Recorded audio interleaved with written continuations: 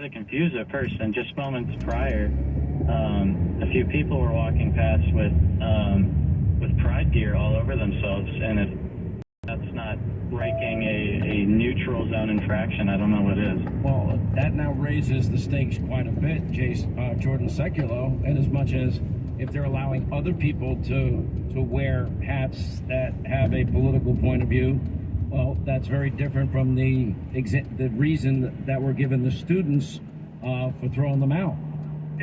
Which they should. I mean, you should be able to go into this custodian off the street. You don't need to be in a special outfit. We all pay for these museums. They weren't protesting. They were causing an issue inside.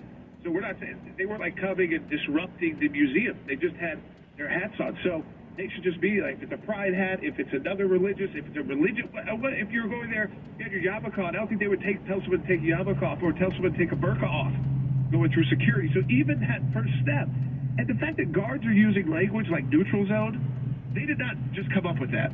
Right? The security guards at the custodian didn't come up with legalese like government neutrality zones, which sounds like a constitutional law case. Someone trained them, and it would appear to be that they trained them on this day to look for pro-life students to say that you can't have that message. Don't worry about any other messages. So, I mean, these kids, they realized everybody had hats on. No, that wasn't obviously a policy. And people had hats on with political messages. Theirs happen to have their school name, a religious message, and a pro-life message. You can't go after either of those. There's those neutrality zones. That is something, again, made up. But there's no way those guards just came up with that on their own. And it would have happened, again, 3 different incidents to the same student group. Period of about 30 minutes. Quick break. We'll come right back. More with Jordan Seculo and Patrick Murphy on this issue of kids wearing pro-life hats being kicked out of this museum. On 9/11/2001, we all know what happened. 1,977 of our fellow Americans lost their lives that day based on the worst attack on American soil. And by the way, people today are still suffering and dying from 9/11 related illnesses.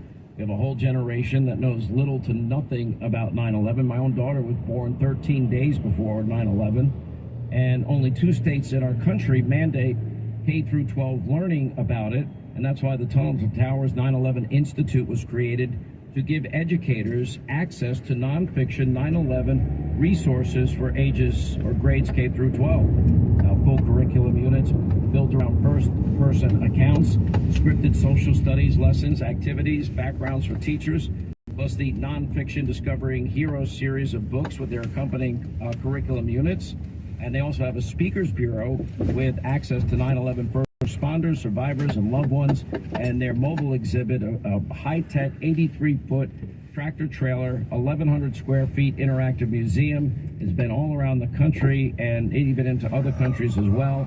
They have the Russell F. Siller Memorial Scholarships, financial scholarships given to children of program recipients who are exemplary high school students preparing for college. And they're asking all of us to help with these great projects, help these families. Team Hannity is on board completely, and you can donate. They want $11 a